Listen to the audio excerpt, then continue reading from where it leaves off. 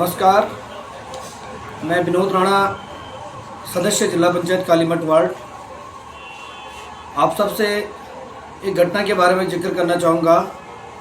दिनांक 4/2023 को सोनप्रयाग पार्किंग में सितारगंज के कैंटीन संचालकों द्वारा जो अभद्रता की गई, जिसके प्रत्यक्ष प्रमाण यहाँ के स्थानीय व्यापारी, टैक्सी यूनियन के लोग और तमाम यात्रीगण और अन्य सब लोग हैं। उन लोगों के द्वारा स्वयं मैं जिला पंचायत सदस्य और यहाँ के कुछ स्थानीय लोगों के साथ मारपीट की गई। और बिल्कुल से मैं ये कहना चाहूँगा, एक गुंडाई रोल उन लोगों का था, जिसके खिलाफ हमने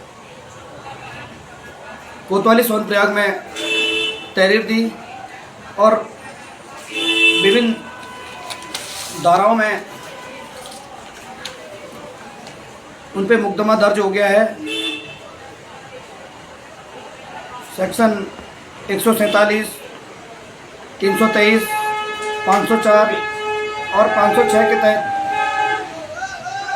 सितारगंज के उन अज्ञात लोगों के खिलाफ मुकदमा दर्ज हो गया है। अज्ञात हम इसलिए कहेंगे कि गुंडागिर्दी पे उतरने के बाद वो लोग रातों रात यहाँ से फरार हो गए थे। बाद में यहाँ के स्थानीय व्यापार संघ और पुलिस की मदद से बीच बचाव का काम हुआ, लेकिन तब तक वो फरार हो गए थे। मैं मुख्य कुछ सवालों पे बात करना चाहूँगा। सोनप्रयाग पार्किंग, यह पार्किंग पिछले वर्ष भी विवादों में रही है। आप जानते हैं, चाहे गद्दा घोटाला हो, अवैध वसूली हो, ये जो पिछले सीजन में जो गद्दे यहाँ फेंके गए थे वो यही पार्किंग है। और फिर से यहाँ पे बाहरी ठेकेदारों का अतिक्रमण हो गया है। मैं बता दूं कि जो ये कैंटीन संचालक हैं, ये सितारगंज और कल खुद जो यहाँ के कैंटीन संचालक, ये पार्किंग संचालक है, जो ऑनर हैं उसके यहाँ के जनपद रुद्रप्रयाग के हैं। उन्होंने अपने बयान में कहा कि सिर्फ सितारगंज के नहीं बल्कि ये रुड़की और हरिद्वार के भी लोग इसमें थे। मैं ये कहना चाहूँगा, आखिर ऐसी क्या ज़रूरत पड़ी उन रुड़की, हरिद्वार और सितारगंज के लोगों को यहाँ लाना पड़ा। सीधे सीधे 1,62,64 लाख के लगभग ये पार्किंग उठाई गई और जीएसटी लगा के 1,95 लाख लगभग उसका होता है। लेकिन क्या ज़रूरत थी इतनी महंगी पार्किंग उठाने की? हमने बार बार कहा था, हमें इस बात का अंदेशा है। हमने जिला पंचायत के बोर्ड में भी इस बात को रखा कि गलत लोगों को पार्किंग न दी जाए। हमने जिलाधिकारी महोदय को भी इसको निरस्त करने के लिए हमने ज्ञापन दिया था। हमने अपर मुख्य अधिकारी को भी निरस्त करने के लिए ज्ञापन दिया था, लेकिन इस बात पे अमल नहीं हुआ। हुआ क्या? 1,64 लाख रुपया जो पार्किंग पिछले वर्ष 1 करोड़ में उठी, वो इस बार 1,64 लाख में उठी, जिसको जीएसटी लगा के 1,95 पे जाना है। इतनी कमाई यहाँ कहाँ से होगी? क्योंकि ये लोग लड़ाई झगड़ा करेंगे, चोरी डकैती करेंगे, शराब का कारोबार यहाँ पे करेंगे, और अगर इनके खिलाफ बोले तो ये गुंडागिर्दी पे उतर जाते हैं। अब सवाल आता है, ये किसी राजनीतिक पार्टी के लोग हैं? ये बात तो हम नहीं कह रहे हैं, ये स्वयं कल पार्किंग संचालक ने कहा है कि इस घटना से मंत्री जी का कोई लेना देना। हमने तो नहीं कहा कि मंत्री जी के आदमी है। आप कह रहे हैं क्या राजनीतिक बात हो रही है? अगर हमें राजनीति करनी होती तो उसी रात को हम लाइव चलाते इस कार्यक्रम को कि इस तरह का लड़ाई झगड़े का माहौल यहाँ पे हो रहा है। लेकिन हम जानते हैं हम एक जनप्रतिनिधि हैं, यहाँ के प्रशासन और सरकार के साथ सहयोग की भावना से हमें काम करना है। इस समय प्रशासन और सरकार को हमारी ज़रूरत है। जनप्रतिनिधियों की भी एक जिम्मेदारी है कि बेहतर यात्रा यहाँ पे चले। और दूसरी तरफ ये कह रहे हैं राजनीति है, अगर हमें राजनीति करनी होती हम एक बहुत बड़े लेवल पे मीडिया के माध्यम से इस खबर को प्रकाशित करते, लेकिन हमने कहा अपने जनपद का सवाल है, प्रशासन को सहयोग की भावना से हमें काम करना है, इसलिए हमने आज मुझे इसलिए बोलना पड़ रहा है मीडिया के सामने कि इन लोगों को लगता है कि आप यहाँ के स्थानीय लोगों के साथ, यहाँ के जनप्रतिनिधि के साथ सितारगंज आके मारपीट करें और भाग के चले जाएं। तो इस तरह से अगर आपको राजनीति लगती तो कोई भी यहाँ आके हाथापाई करके चले जाएगा। तो निश्चित रूप से हमने कहा था कि बाहरी गुंडों को इस केदार घाटी में शामिल न किया जाए। मैं कैंटीन ये पार्किंग संचालक को भी इसमें दोषी मानता हूं कि आपने जब सितारगंज, रुड़की और हरिद्वार के लोगों को यहाँ पे लाया, क्यों उनका सत्यापन नहीं कराया।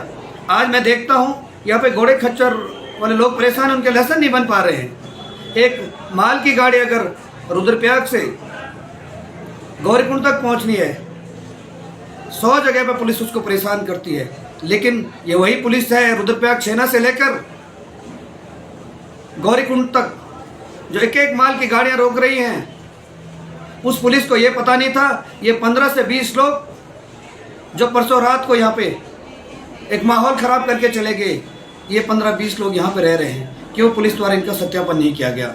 और मैं तो कहता हूँ अभी भी जांच होनी चाहिए, कितने वहाँ पे अवैध कार्य हो रहे होंगे, कौन कौन लोग वहाँ पे हैं। जिला पंचायत, इनको सिर्फ ठेकेदारी और पैसा कमाने से मतलब है, क्योंकि इनके अंदर डिसीजन पावर नहीं है। 1 करोड़ 64 लाख की पार्किंग में इनका एक कर्मचारी वहाँ पे नहीं है कि जो मॉनिटरिंग करे। इनके कोई बोर्ड सूची वहाँ पे नहीं लगी है कि कार का ये कितना शुल्क वसूल करेंगे, बाइक का कितना करेंगे, यात्री के बैग पे कितना पैसा लेते हैं। क्लॉक रूम इनको मिला हुआ है जो नियम में नहीं है। ये अवैध कैंटीन वहाँ पे चला रहे हैं। मैं तो जिला पंचायत के अपर मुख्य अधिकारी को भी कहना चाहता हूँ किस आधार पे यहाँ पे ये कैंटीन चला रहे हैं। ये कैंटीन सीज होनी चाहिए, और अगर जिला प्रशासन ने इनको कैंटीन उपलब्ध कराई है तो ये पार्किंग का टेंडर भी जिला प्रशासन को लगाना चाहिए। जिला प्रशासन को कोई अधिकार नहीं है कि वो इनको कैंटीन उपलब्ध कराए। और हम कह रहे हैं कैंटीन पिछले बार विवादों में रही है, अवैध वसूली का यहाँ पे धंधा चल रहा है। पिछली बार यहाँ पे जब ये विवाद में रही, शिकायत पाई गई कि यहाँ पे शराब का कारोबार चलता है, तो निश्चित रूप से हम चाहते कि देवभूमि में ऐसे बाहरी लोगों का अतिक्रमण यहाँ पे ना हो जो यहाँ पे गुंडागर्दी करके चले। वो अच्छा हुआ हम जनप्रतिनिधि, हम सामाजिक रूप से जुड़े हुए लोग हैं।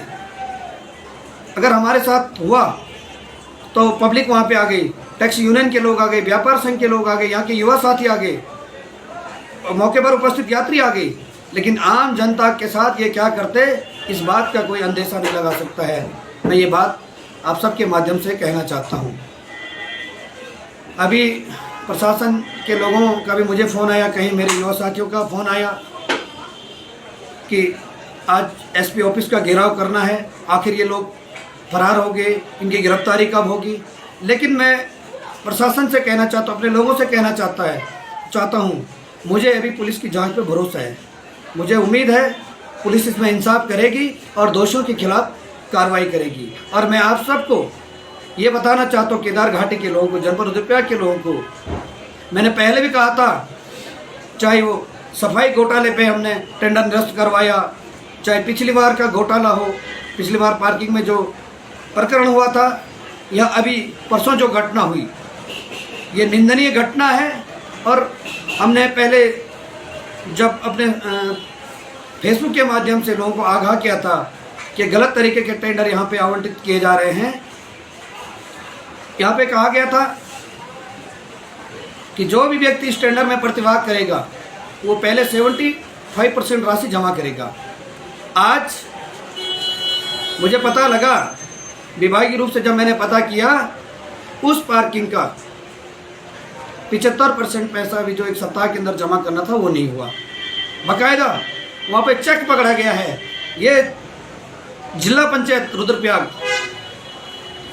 क्या इनके बारे में मैं बोल सकता हूँ? मैं उस बोर्ड का मेंबर हूँ और मैं साफ तौर पे कहना चाहता हूँ, गेहूं के साथ गुण भी पीस के, ये कितनी बड़ी धांधली है।